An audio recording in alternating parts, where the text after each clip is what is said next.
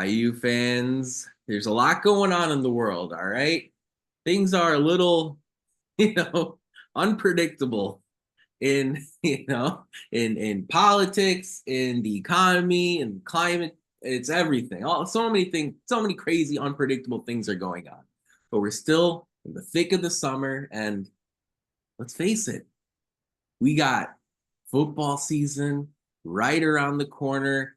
And just when you thought you were about to fully engage in football mode, you had an unbelievable, wacky, wild TBT Hoosier experience to enjoy and to throw your remote at the wall at over the last week or so, over the last few days or so. Matt and I are going to talk a little bit about TBT, which players we might want to see in an IU alumni team in the future, chat a little bit about the Big Ten preseason football poll, media days, and so much more here on episode 331 of the Hoosier Sound, where we are the official podcast of Indiana HQ. We're recording this edition of the Hoosier Sound on Wednesday, July 24th, 2024, where I'm your host, Nathan Krishnan. Here with me is my normal co-host, Matt Lukens. Matt, there's a lot happening in the world of sports, outside the world of sports. I haven't checked the news in the last 12 hours. I don't know, maybe something happened. Who cares? TBT is what we want to start this with. It's by far the most important thing going on this planet. Assembly ball goes out there, wins a couple games, loses game 3, knocked out in the round of 16. It's not like we haven't seen that before with IU basketball. It was great to see a lot of former Hoosiers wear cream and crimson. Yogi Ferrell, Miller, Kopp, saw some other Hoosiers as well early on. What was your TBT experience, and what are one or two of your takeaways after watching a crazy, crazy tournament over the last few days? I mean, it was fun to have basketball in summer. I've had the summer league, right, for the NBA, but it's been pretty fun to have like some college basketball in the summer. And I really appreciated that. I miss seeing Yogi Ferrell in an IU uniform. Ooh, yeah. I didn't I haven't had enough time to miss Miller Kopp in an IU Sure. uniform, but it was still nice to see him back in the cream and crimson again. I was actually looking forward to seeing a lot more of the IU guys play. I know a lot of them were injured or had problems or were waiting for like the next round to play, basically. And sadly, we didn't get that far, so we didn't get to see them. But I would have liked to see Jordy Holes suit up. I would have liked to seen Devontae Green in that last game, and my guy Noah Vonleh, my I fellow know. former, well, he's former Chinese citizen, but former American living in China. I We would have traded loved we to have traded you seen for him him. Yeah, play. yeah, yeah. That's what happened. Yeah. It was yeah, but he didn't play, so you guys didn't really get much from me in the end. And I'm actually, that's a bit that's a bit mean. I'm worth at least a playable Vonleh, I think, in Yeah, my opinion. yeah, yeah. But no, I would have liked to see more of the former alumni play than just it, because it was really like that last game was the Miller Kopp and Yogi Ferrell show, Which, and yeah. then a bunch of guys that didn't play for IU, right? So I would have liked to see more alumni play, but it was fun. I didn't really get to catch any of the games live because they were at terrible times for me, like 7 or 8 in the morning. And respectfully, I'm not getting up for that. But I did watch a lot of the highlights and replays, uh, and it looked like a good time. Yeah. But obviously they came up short. Um, but for the first time of them actually being a team, beating Purdue Yeah. in Indy is fun. And then also, making it to the round of 16 actually isn't bad. Right? Like that's a pretty decent accomplishment. I think they make a little bit of money too, right? Don't they? I think they make a couple I have thousand, to I check think, as well as for far as what happens if you get knocked out I'm through pretty sure through the they thing, but won 2000. If I remember correctly, I remember watching the last part of the Purdue game, and they Robbie Hummel was mentioning something about winning $2,000 for Yeah, I winning the think game. that was So because I'm assuming that there's maybe because Julian Gamble hit the last shot in each of the games and he was wearing a particular shoe brand and that sort of there was some incentive there. It's a little crazy the payout maybe. structure, but it was fun to watch. Yeah, it's weird. Yeah, but good for them for at least for some of the guys making some money, and also Julian Gamble, by the way, honorary Hoosier Yeah. for the week. Yeah, Yeah, and that's what I'll say. I know it's annoying that you didn't see a team of a lot of Hoosiers out there, but guys like Julian Gamble, Christian Doolittle, Keith Hornsby, Dakota Quinn, they did their best to represent and to try to earn honorary Hoosier status. I was honestly surprised as to how much I cared about this tournament. yeah, yeah, yeah. And I think a lot of the fan base shared that sentiment as well. We put a poll out there on Indiana HQ back on Sunday, and I was like, how much do you guys really care about this? And a lot of folks were like, expressing that they cared as much about these TBT games as they would about a big marquee non-conference IU basketball matchup or a Big Ten type of environment. If we were gonna go out and face Iowa, if we were gonna go out and face Wisconsin, it's like we care that much about assembly ball taking care of business. Now I think that was back on Sunday where you had a team of more Hoosiers involved. So I do understand if that waned a little bit in round three. But back on Friday and then on Sunday, I was fired up. I mean, when Yogi hit a couple of the step back threes, I was like, whoa, like there was something real happening there. I was like, yeah, baby, let's go. It's just like 2012, just like 2013, just like 2014. I would have loved to see Troy Williams out there, Christian Watford, Will Sheehy, Yeah, Victor Oladipo. Like there are a lot of choices here. I know there are some eligibility rules and such for players that are in the NBA, so it's not like they can add Trace Jackson Davis or Khalil Ware. But of course, as far yeah, as sort of that that'd be middle fun. ground, like you've gotten kind of used to the rules here. Like it's guys that played, but maybe aren't at that NBA level. And I don't know. To me, Matt, like some of those guys, like Oladipo, Sheehy, Watford. I don't know if you can get Joey Brunk or Rob Finney or Al Durham. Let's get them on this team. All indications are that Assembly Ball is going to try to field a team again next year. Are there any They players? should.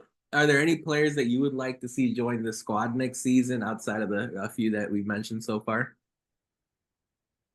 I mean, the obvious one you Yeah, mentioned was yeah, Vic. I that'd be feel awesome. like that'd be a good draw just for the TBT itself, right? It's because former NBA All-Star Yeah, guy that was in the MVP yeah, conversation really not that long ago, yeah, right? yeah. Um, getting a shot, former number 2 overall Yep. pick, right?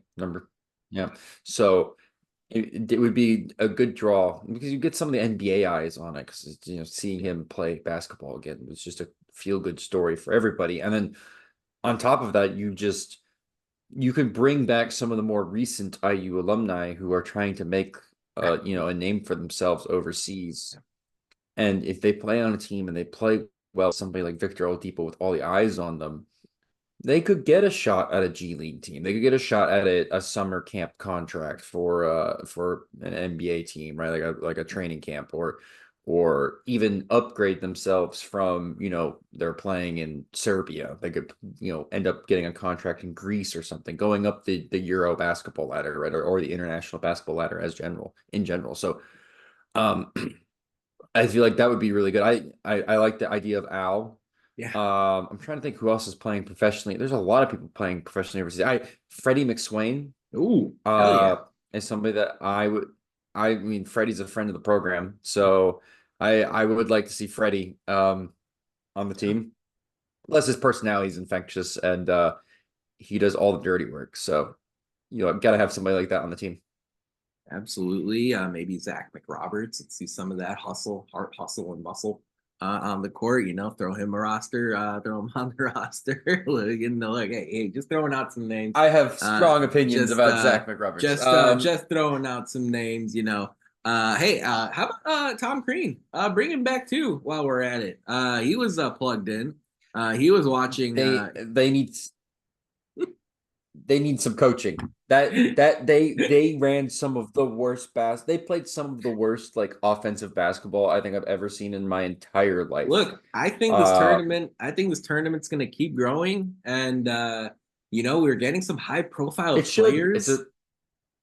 Let's get a yeah. coach. Let's get a high profile coach, man. Give me a guy who former Final Four guy in Marquette, and of course we remember him at Indiana. Like let's roll. Let's go. Let's crank up the coaching. Bring him back on campus. Yeah, here we Yeah. go. And I mean that would be that was Let the guys use the facilities. yep, and that was the last Yeah. piece of this. I would love to see Assembly Ball play games at Assembly Hall, especially if we're talking about Yeah. 2/3, 3/4 of the team being actual Hoosier alumni. Rupp Arena hosted, Houston hosted. I don't see any reason why Assembly Hall can't. I mean, yeah, it would be a little embarrassing if you lost a home game, but I would like to see that take place. Also, I don't know if college basketball can incorporate this smoothly, but the Elam ending is awesome. The Elam ending is so good. It's pretty dumb. On how you end basketball games with a made shot because you're playing to a score. You're not trying to run the clock out. You saw yesterday as Indiana as Assembly Ball, and we'll just call it Indiana. Assembly Ball tried to come back against Eberline Drive. The team in front gets a little tight because you're not fouling them. You're not just running the clock out. And so the team in front, Indiana Assembly Ball had a bit of this issue back on Friday in their first game where Assembly Ball was ahead and they struggled to put away the crew, the Valpo team with a few other players on that squad back on Friday. It is such a great idea. I don't know logistically how feasible it is. I don't know if maybe you have it in certain games or certain events or whatever. But Matt, we've talked a lot about ways we can improve basketball on this podcast, college basketball on this podcast. Elam ending. I mean, is there any downside to bringing this format into the college game? I know it'll be tough to implement. Maybe it won't be for a while, but I just really loved how these games ended with a made basket with a score rather than just a clock running out. I love the Elam menu. I think it's one of the best features of the TBT, I think it is the best feature of the TBT. Is the Elam ending. I've been a big proponent of bringing it to all levels of basketball because I think it just makes the end of the game more fun, especially even in games that are like kind of a blowout. You still have to close them out, right? You still have to get that last basket. And you know how we all like buzzer beaters. But at the same time, I do understand how that would make the buzzer beater as significant as it once was, right? Because you're getting it every game. You're getting a game-winning shot every game. Whereas, the part of having a buzzer beater is you don't get those Northern Iowas in the NCAA tourney where they like chuck it from half court and it goes in. Like you're not doing that with an Elam ending. So I would actually kind of like to see it done for tournaments. So for instance, like for the Bahamas tournament, I think it'd be Atlantis, awesome if you Maui, did that something like if you brought into Atlantis. Because it's in a place or like in Maui, exactly. In places that you have a lot of college basketball games back to back to back to back. Why risk the games going over into overtime and just wasting everybody's time and then they don't have enough rest for the next day? Just I wouldn't mind because it's a non-conference game anyways. It's gonna matter for your NCAA tournament bid, right? But it's only gonna matter whether you won or lost it. Yep. That's basically it. The statistics of it don't really matter. So just to make those mid-season non-conference tourneys that all share the same venue a little bit faster, I think the Elam ending would be perfect for that because it cuts down, it could cut down probably like 5-10 minutes out of of a game at the end of the game. So you have a faster fourth quarter of a game. Yeah, absolutely. I would love to see I think it's that. not a bad idea. I love to see it. I think that's a great idea. I think absolutely that would be a wonderful way to incorporate TBT into things. I'd love to see maybe the Elam ending, I should say, included in the NIT. I think maybe that would be something you could use there. The women's game, I'm sure, could try to explore using the Elam ending. I know they've done some really nice things, innovative things as far as advancing the ball in women's basketball during timeouts, 4 quarters, of course, there. So, it would be great to see maybe women's basketball incorporate Elam ending somehow. Whatever the case is, I just loved seeing games end on a made shot. You're right. Maybe March Madness, we can reserve those buzz beaters for that tournament because those are really quite special. So I hear what you're saying there. So in a nutshell, I think both of us really enjoyed watching TBT, seeing those former Hoosiers on the court once again in the state of Indiana, Hinkle Fieldhouse for sure. The crowds were really good.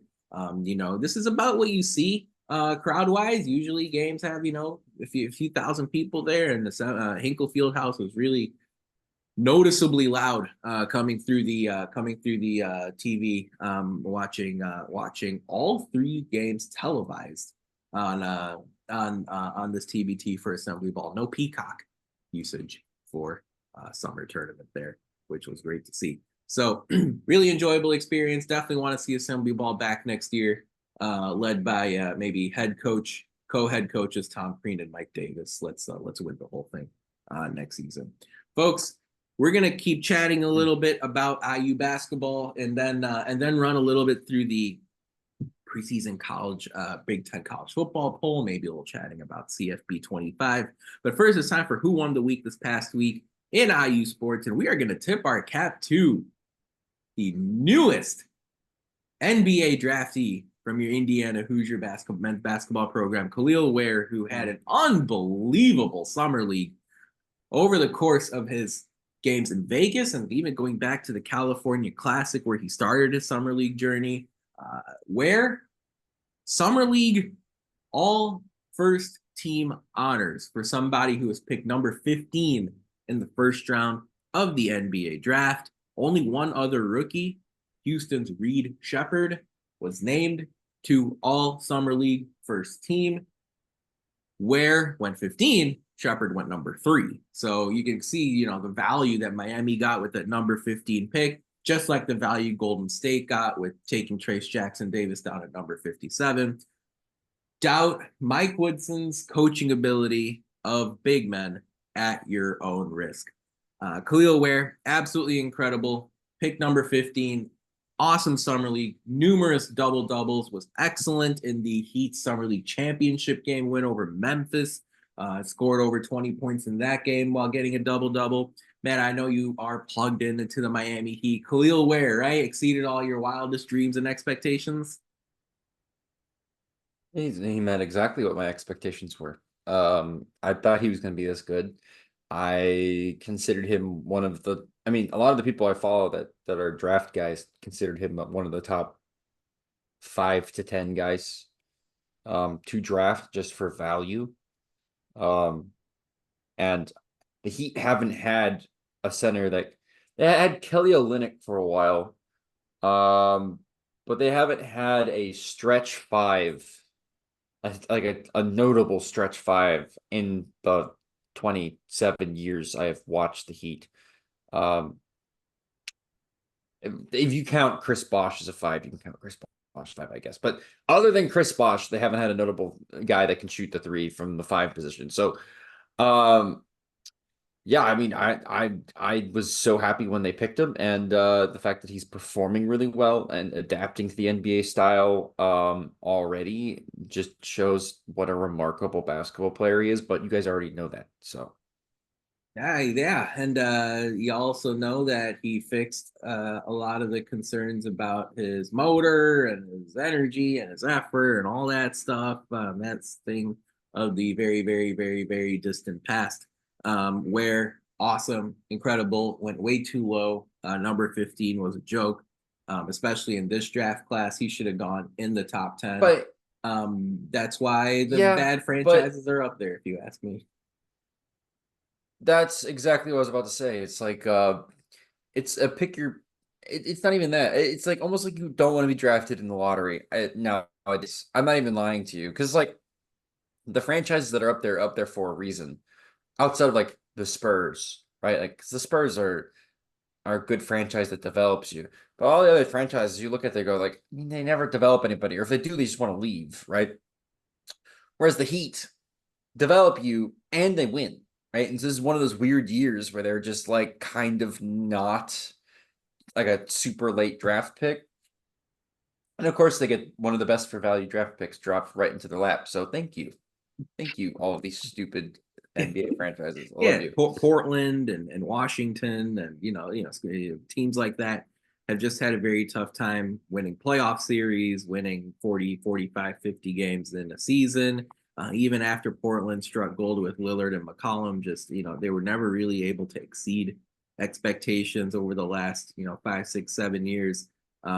It's pretty noticeable at the top when you see a lot of the teams like Atlanta picking there, and it's just like, all right, well, what's the point? But yeah, like you said, the Spurs are a proper Yeah. organization, and had Khalil Ware gone there, I would have been fine. But seeing him go to Miami, my immediate reaction was, okay, this should work out. Even if he doesn't play 30 minutes a game, it's a spot where Hip. he should really get the most out of his ability.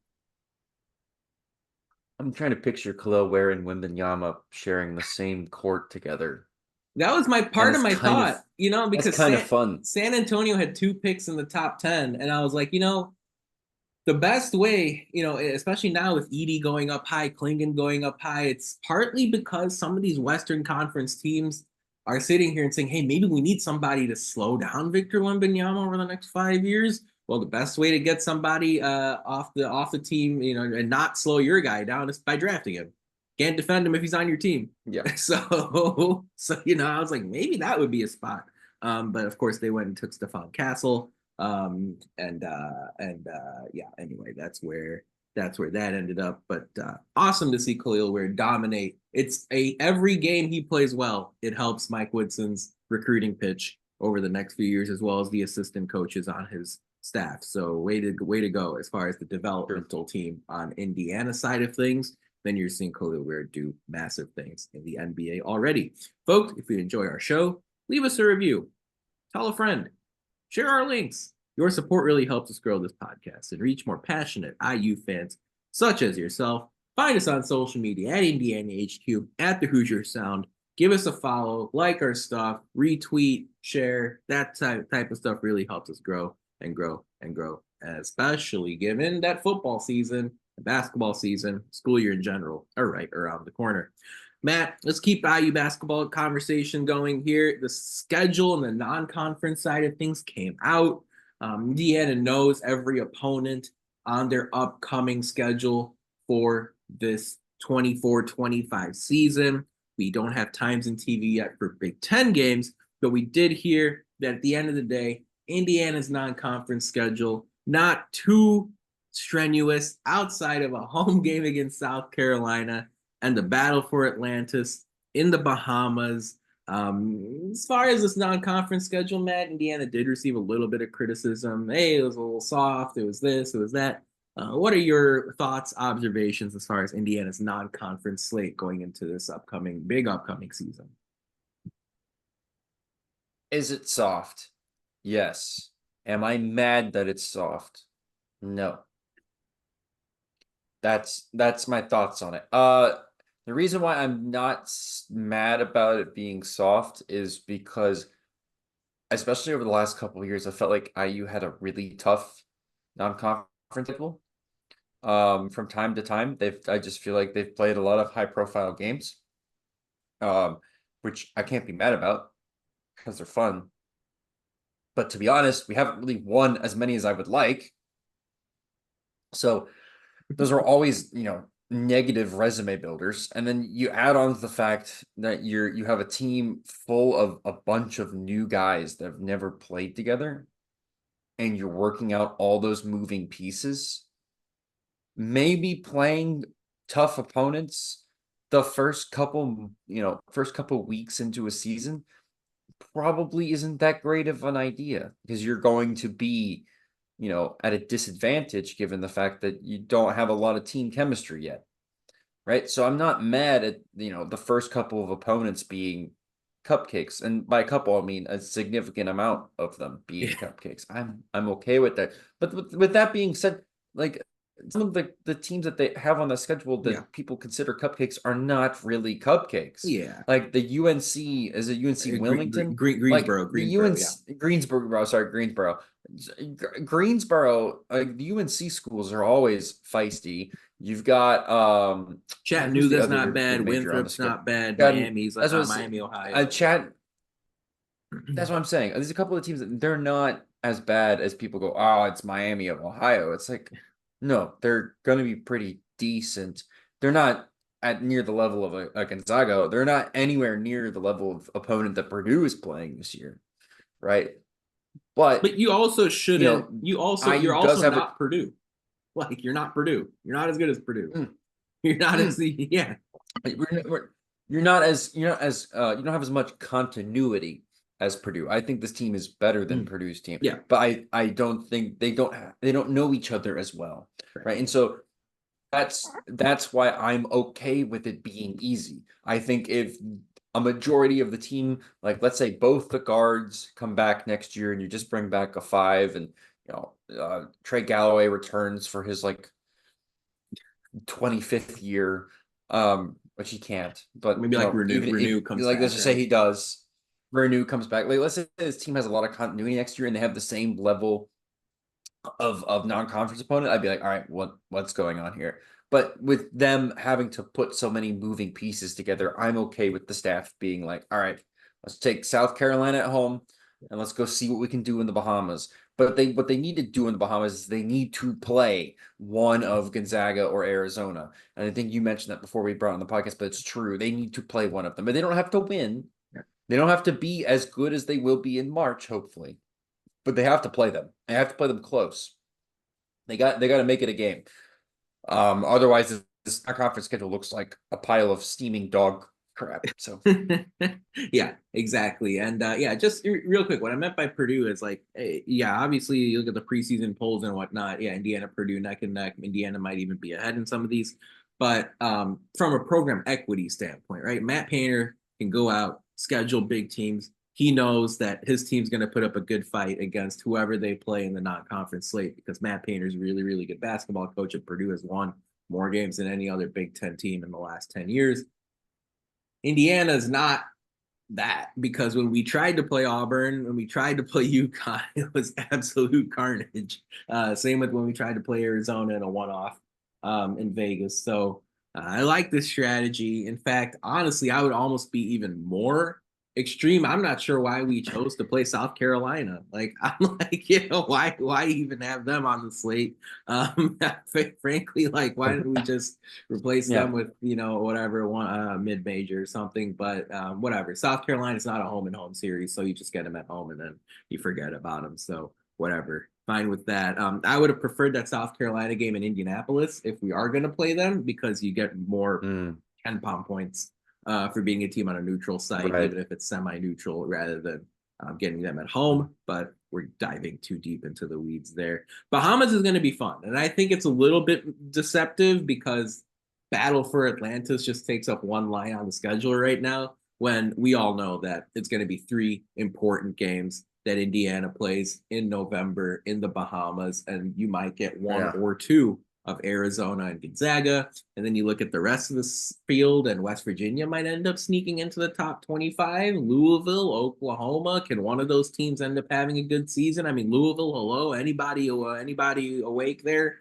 Can we restore Louisville to basketball relevance this year? And if so, then Indiana, if they do play Louisville in like the first round, for example, then you can maybe say, hey, they played three top 25 teams in the Bahamas. Who knows? But and it's all said and done, soft slate. That's exactly how you should have played the game. The next part of this is you've got to beat the bad teams on your schedule by 30 plus points. Run up the score, play the Yeah. game. Don't let the game play you.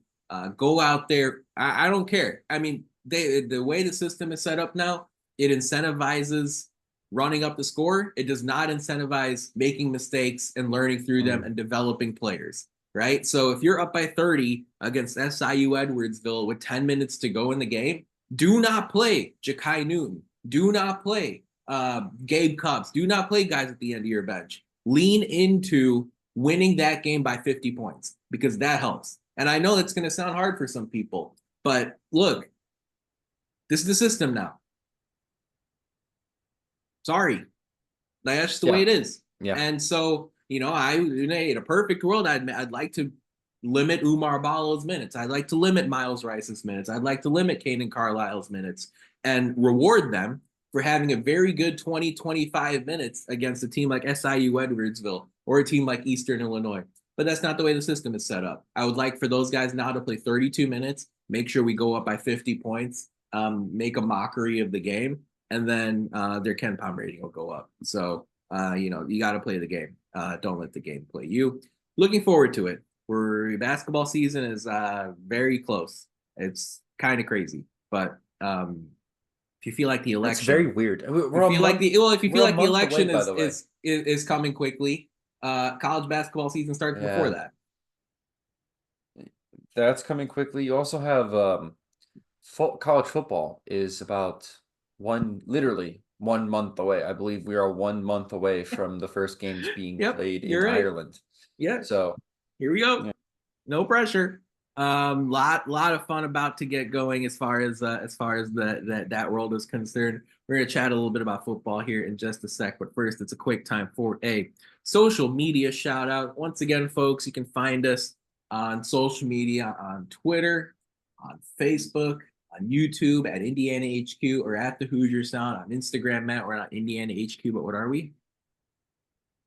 Indiana.HQ. Exactly. You can find us there. You can share our stuff, leave a comment, find us wherever you can.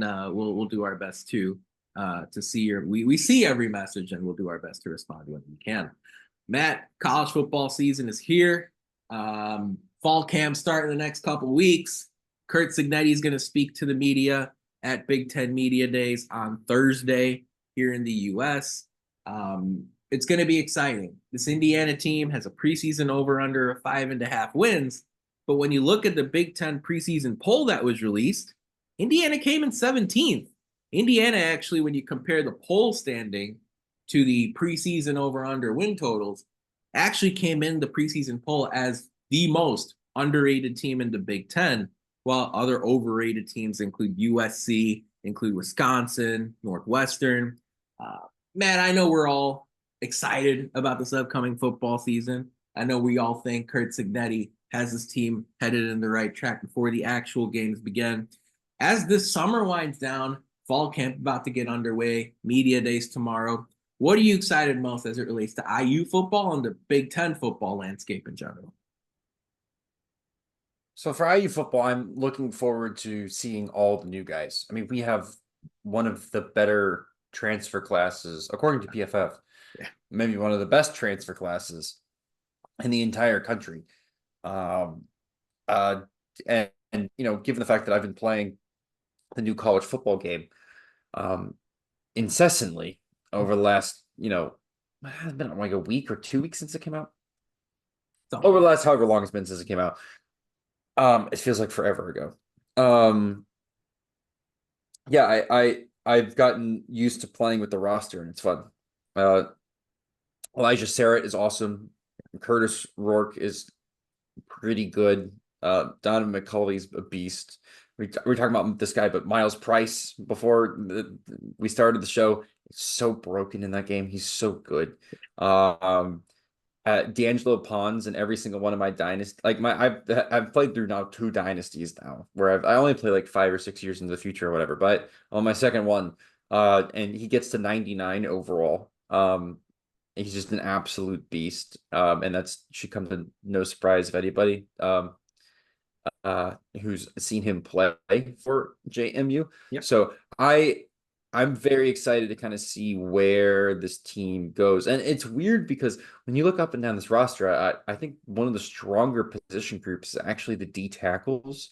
I don't remember the last time that IU even when they had Kevin Wilson and the offensive line was supposed to be like the bread and butter of the team, it never actually was the best position group on the team. You could argue the best position group on this team is the D tackles. That could be something that you could argue. You're And right. so IU winning a football in football on the interior is not something I expected to see this year, let alone ever, right? Ever. So I just want to appreciate this team while we have it. I know that you said the over under is 5.5. I'm honestly surprised it's not higher. I know that they ranked the 17th in the preseason polls, which is BS, by the way, because I just don't think people know enough about our roster. But like, if a lot of the major contributors can stay healthy, I don't see why this team can't win 7 games. If you look at the schedule, there's some very, very winnable games, including the first 8 games of the Yeah. season, I think are extremely winnable. There is a universe where Indiana is 8-0 heading into what a home game against Ohio State. Yeah, Washington. I think it's the Washington. Oh yeah, sorry, 8-0. Yeah, Road. It looks like road game against Michigan State is what we're looking at here, yeah, and then exactly. You Michigan, and could then be home 8-0 Michigan, heading and then at into Ohio State. Yeah, you could be 8-0 heading into a road game at Michigan. yeah. So all right, No, it's a Michigan road State, game. sorry. It's a So road game. Yeah, yeah, Michigan State. Yeah, correct. yeah. So a road game at MSU, which is not unheard of to me. And not I don't think is impossible. I could see that happening. So I can't wait. Of course, they could roll out game one and get, and choke the bed, and then all of a sudden we really have a depressing podcast for the next couple of months. But Woo. I don't see that happening. Yeah, Florida International and Western Illinois at home to start the year, and then we all know the two really big pivot games are at UCLA in week 3, and then home Maryland in week 5. And so by the end of September, you get a really good feel of where this team is at. I mean, the last 2 seasons, Indiana has had a very tough time figuring out who they are as a football team until November. Because remember, 2 seasons ago, Dexter Williams took over at quarterback at the end of the year and was like, wow, this is uplifting. Jalen Lucas showed up on the freshman depth chart, and Tom Allen was like, wow, maybe we should try to play him more. And then, of course, last season, you fire Walt Bell in the middle of the year. You have a revolving door at quarterback. And we find out in November that Brennan Sorsby and Donovan McCulley are this unstoppable duo as far as quarterback and receiver are concerned. You've got to figure out who you are from week 1. And with fall camp starting the next couple of Yeah. weeks, I'm looking forward to seeing Curt Cignetti's plan coming out of the gates. Yeah, I like your comment on the roster, though. It's a very, very good point. Indiana's very strong.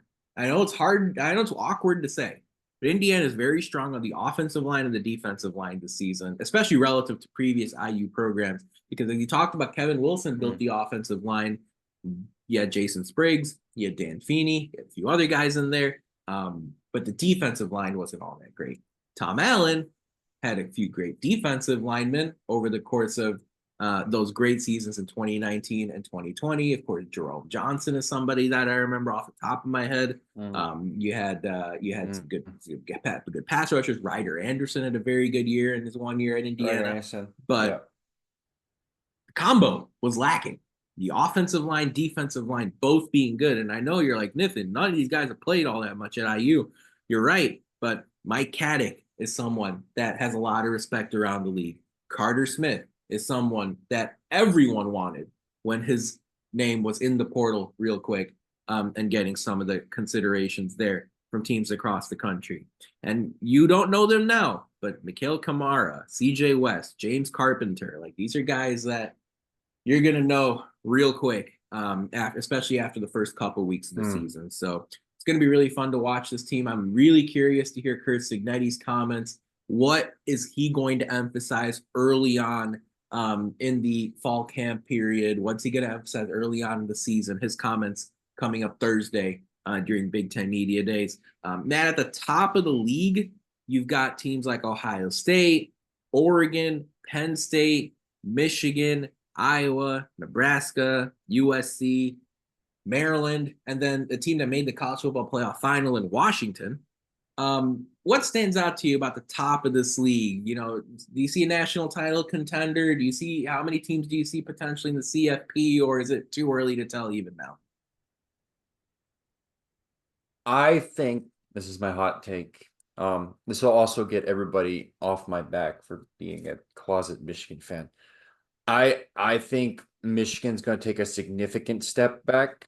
Not having Wow. Harbaugh, losing JJ McCarthy, losing Blake Blake Corum, Corum. Roman They Wilson, lost a lot of. AJ Barner. They lost to Roman Wilson. They lost a lot of guys. They lost a lot of guys off the national championship. They're going to take a step back significantly. I would not be surprised that Michigan team goes 7-5, 8-4. Tough game Coming off against the back of winning Texas, national right? Early in the championships. season. Early in the season, tough game against a really good Texas team. It would be good for the Big Ten for them to win that game. I know it hurts some people to think about Michigan winning football games, but it would be good for the resume builder for the conference if they can win that game. But I don't think they will. I was about to say I think this Ohio State team might be one of the best college football teams. They have the potential to be one of the best college football teams ever. Wow. And I just want you to let that Wow. sit in. I think on both ends of the ball, I think they have NFL players in almost every single position.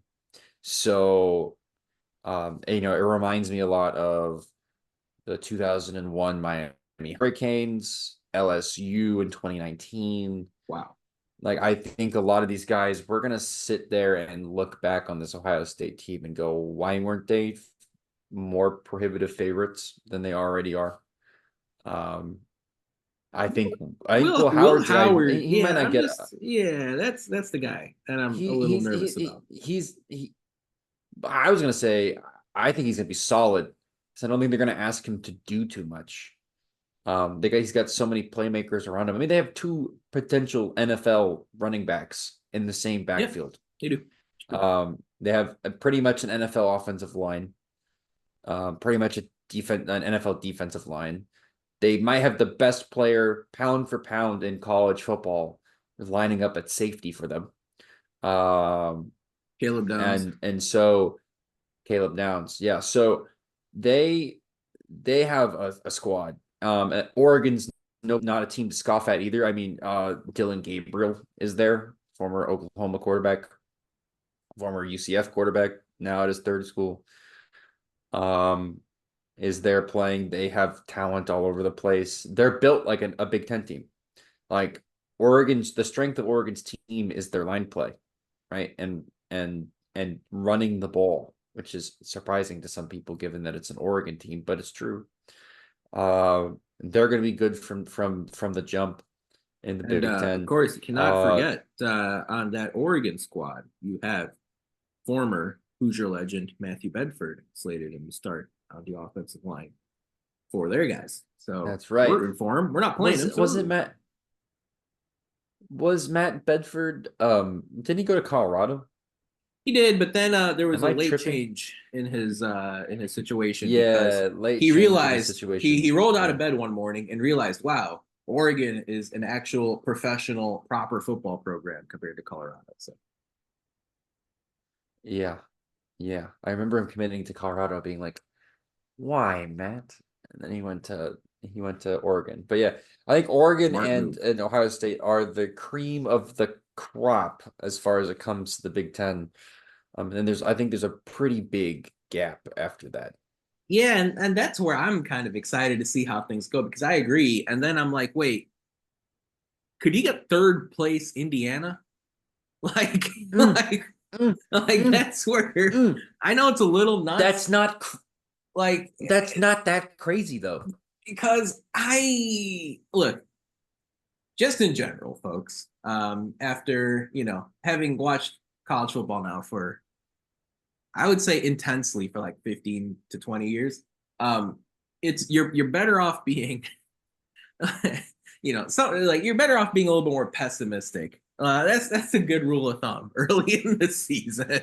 But then again, I look at the third, fourth, fifth, sixth place teams in this league, and I'm just sitting here and I'm going, like, Drew Aller? We're gonna really buy into Drew Aller after what happened last year. But it's not even needing to buy into Drew Aller. It's that Indiana has a favorable schedule. Like It's a combination of that's the everything. part. It's a Yeah, combination of yeah. everything. And look, I understand that Tom Allen did a lot of good things at Indiana, but I actually thought Penn State could have aimed higher with your defensive coordinator position. I'm not sure how That's confident I mean, am. but true. I'm not sure how confident I am in their offense. And speaking about lacking confidence in offenses, like Iowa deservedly fifth in the preseason poll, but I'm sitting here and going, Cade McNamara, Brendan Sullivan. We've seen both guys play quarterback in the Big Ten, and neither of them have ever sniffed like all Big Ten honors. I mean, we know how much better Michigan got after Cade McNamara left. That a couple seasons ago. They're going to be fine. Iowa's going to be fine. Indiana doesn't play them, but I'm sitting here and I'm going, come on, like it's there. It's there for the taking. I look at Nebraska and I'm like, eighth, I guess, fine. They could be a sneaky team too. I mean, I understand optimism with Nebraska, but I'm just like, really. Of course, Indiana beat Wisconsin last year, and Wisconsin has an over/under of 7. They came in 7th in the preseason Big Ten media poll. Washington is the team I think is a dark horse. I look at Washington and I'm like, how are we discrediting their college football playoff run in 2023? And yeah, okay, a lot of transition, a lot of turnover on that team, but they went out and added Jedd Fisch as their head coach. Like, Jedd Fisch knows what he's doing on the football field. Like, he knows what he's doing running a program. He knows how to Jedd Fisch run is it. well, Hell of a coach. He knows what he's doing. He knows what he's doing X's and O's wise. I'm not sure he's a very good PR guy, but that's besides the point. I mean, he turned a team in Arizona last year into a double-digit win program, and I've been begging Indiana to follow the blueprint of teams like Kentucky, teams like Arizona, where, you can go out even if you're basketball first and field a very, very competitive, exciting, electric football team. Will Rogers, the quarterback. I think we're getting close to that, by the way. Will Rogers Rogers is good. He's good. Will Rogers is really good. He's thrown a million passes. Mike Leach wanted him. That's a good sign as far as somebody who knows quarterback. Yeah, R.I.P. But Mike Leach knows what he's talking about. Mike Leach. And I look at this Washington team, and defensively, I think they might even be better than they were last year. Which, if they can score, if Jedd Fisch can put the ball in the end zone, even at 70% of the rate they did last year, the defense improves. I mean, I don't see why they can't. And wisely, Washington scheduled cupcakes early in their schedule to figure some things out, make sure the depth chart is in order, and then once they really get into the thick of their schedule, which really doesn't start until week 6, week 7, they'll have a better idea of who they are as a football team. So as I looked at that preseason poll, outside of seeing Indiana underrated at number 17, I said, wow, like, we're going to put Washington at 10? Like, it's not like they're completely decrepit of talent. So I was surprised to see that. It's really exciting. I'm fired up. The depth at coaching in this conference for football, I don't think is. I mean, clearly it's never been better because there's more teams, but really, I don't think it's ever been better. Because if you go down the list, okay, Ohio State, playoff head coach. Unbelievable. Okay, playoff. Oregon. Amazing. Playoff head coach. Michigan. All right, Sharon Moore was the D coordinator but they're the defending national champions. TBD. So they get a pass, but TBD on that one. Penn State. Nebraska. Well, Penn State first, not a perennial, a guy that wins 10 games perennially every year. Iowa, Nebraska, USC.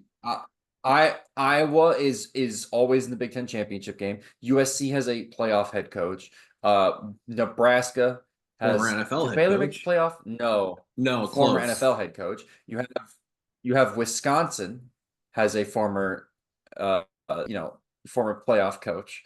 You just keep going down the list. These guys, Bielema? all I of don't know them, if Bielema did it really good.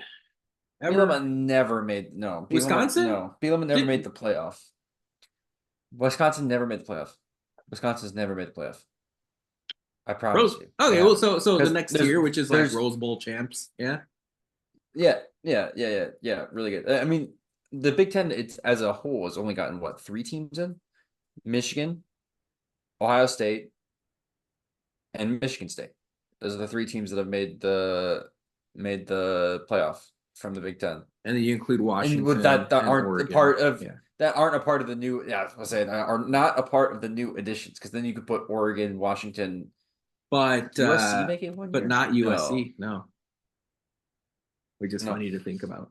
But then And then USC like USC has a playoff coach. well, they got a playoff coach. And then to your point, like the coaches in the bottom half of the conference are or preseason bottom half of the conference are very good. And you talked about Bielema, but like Greg Yeah, Schiano coached in the NFL. He knows what he's doing at Rutgers. PJ Fleck was one of yeah. the hottest names in college football for a time there, and he's going to field a decent He's team. honestly not Minnesota. done a terrible job at No, Minnesota is Minnesota. Yeah, he's also not done a underrated terrible right job. now, if you ask me. And then David Braun at Northwestern was the coach of the year, wasn't he? Like, I mean, he's the guy Yeah, who took a program in complete tatters at this point last year and turned them into a very competitive, very impressive college football team last year. And yeah, the over under is going to be low again this year, but Northwestern, they're going through some crazy stadium construction right now, but that's going to be another team yeah. that you can't ignore. Deshaun Foster, we'll see at UCLA. Jonathan Smith, we'll see at Michigan State.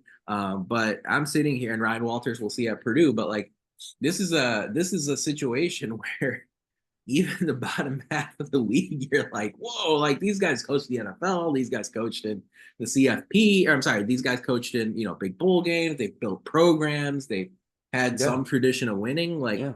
it's gonna be really, really tough in this league. I really like the additions, even if some of the matchups are gonna be a little strange, to say the least, I starting with Indiana going to the Rose Bowl in week 3. yeah, I would argue with Saban leaving college football in general that now the Big Ten has the best coaching talent as far as the 2 leagues go. From Harbaugh left too. Who's the if you, best coach who are the 3 best college football coaches for you? right now, Kirby Smart won. I don't think it's quite close. I think number 2, I DeBoer? might put Dan. I might put Dan Lanning there. I can't I hate. think I he's a can't hate. really I think he's the guy for the future of college football. He's so good at what he does. And then third, You got what? You get Ryan DeBoer, you Day, got maybe? Ryan Day, you got Sark, you No, I got think I Norvell, think Ryan Day is above. I think Day is above. Franklin, Yeah, I think Day is above everybody else there. So yeah, I think it's Lane Lanning, Day, Kiffin, and Ferentz, Kirk Ferentz. Lane. Kiffin. Kurt Ferentz honestly does a remarkable job, but he's too loyal to his family. Uh, yeah, I think the next guys off that list are like I love Norvell. I think Norvell's really good. Dabo's probably somewhere on that list Oh as well, of yeah, forgot course. about him. Yeah, he's still good. They've had a couple off years, but he's still a good coach. And then DeBoer. But I think again the Big Ten, the fact that it's even close to matching the SEC, like they've somehow managed to allow the SEC to get Texas and Oklahoma, and I think we're still the stronger conference. Lane Kiffin knows what he's doing. I guess Mizzou is kind of a wild card. Tennessee's kind of a wild card. Yeah, I'm still kind But of you team have like SEC. you have 8 former, not 8, but you have like 6 former playoff coaches in the Big Ten.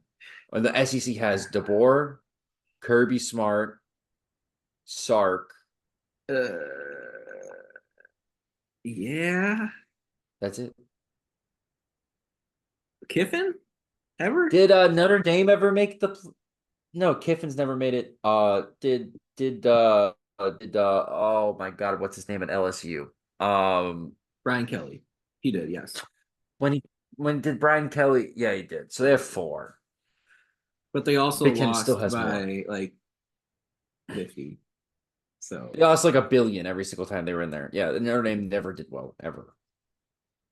God, every time you made the playoff, everybody would be like, "Oh, they're losing by 50," and they'd lose by 50. It was remarkable. I'm gonna go with Kirby Smart 1, Kalen DeBoer 2, I don't hate and that.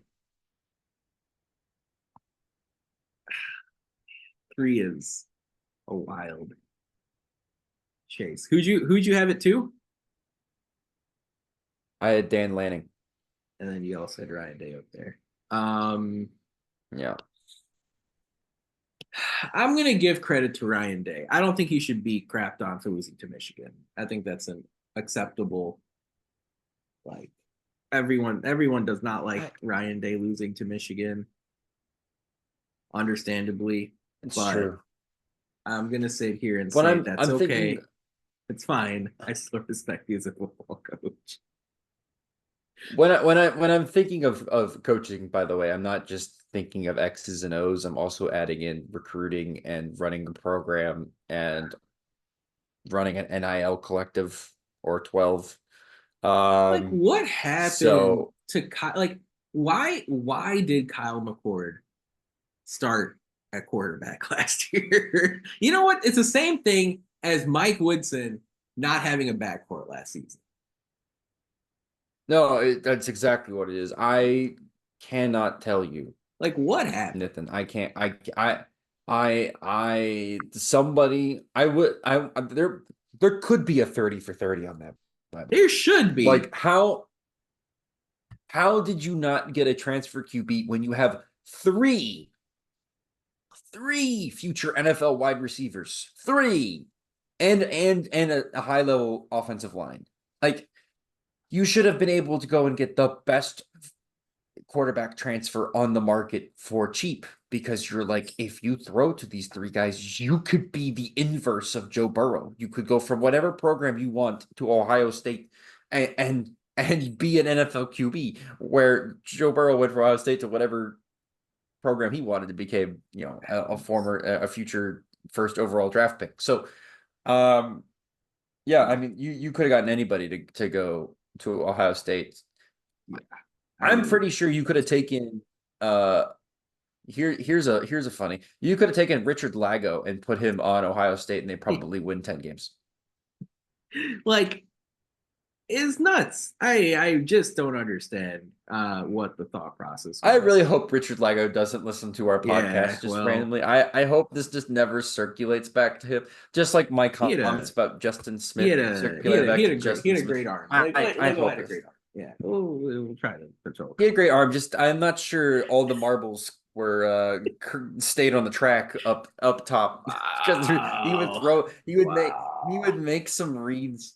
No, I was in the Whew. stands watching this dude make some reads on some coverage down the field, and he would throw it into four guys, and I'm like, Shots fired. come on. There's got to be some sort of He was different thing you could do in film study or you could just not try throwing it into quadruple coverage. so we're gonna get canceled after this, but you're saying he was throwing the football like he was trying to assassinate a former president.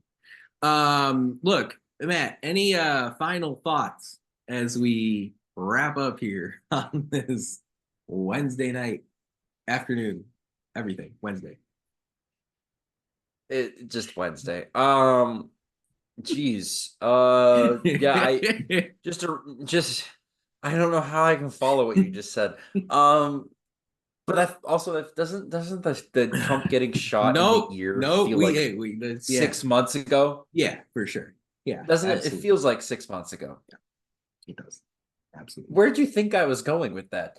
I we You started you started freaking it was out my fault. like It I was my was fault. gonna. It was my fault. Okay, okay, okay, okay.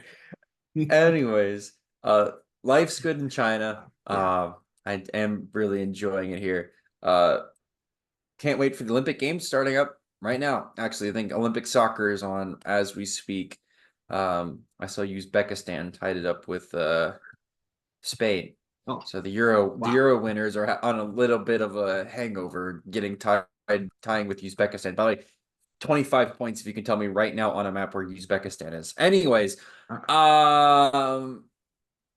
yeah, I'm excited for opening ceremonies or what? Friday night for you guys? Yeah. It'll be Saturday morning for me.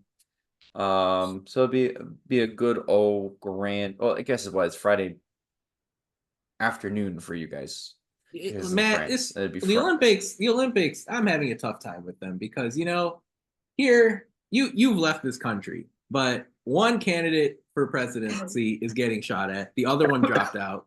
Like there's a lot going on, and we have Big Ten football media days going on at the same time. So how much attention can you really pay? Were They're the same thing. They're the same thing.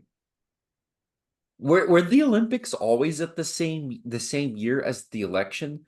Yeah, yes, Like, they are. am I why? Except last time because of COVID. But yeah, Let's take a 1 year vacation from yeah, having a president and move it to a different yeah, year.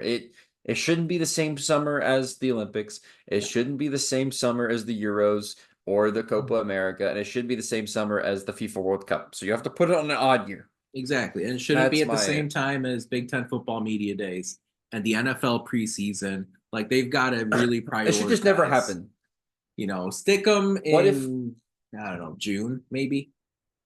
what if we just took the United States and made it one socialist commune and Exactly. we all got to sing kumbaya around the fire and um take copious amounts of psychedelic drugs and grow plants for each other. Let's just have our own That way Olympics. we don't. Yeah, there we go. Just have our own That's putting America first. we'll have the hot dog eating competition, the Nathan's one, right? So we'll just have that right as part of it. Mm-hmm. We'll have cheerleading. Yeah. Cheerleading will be part of it.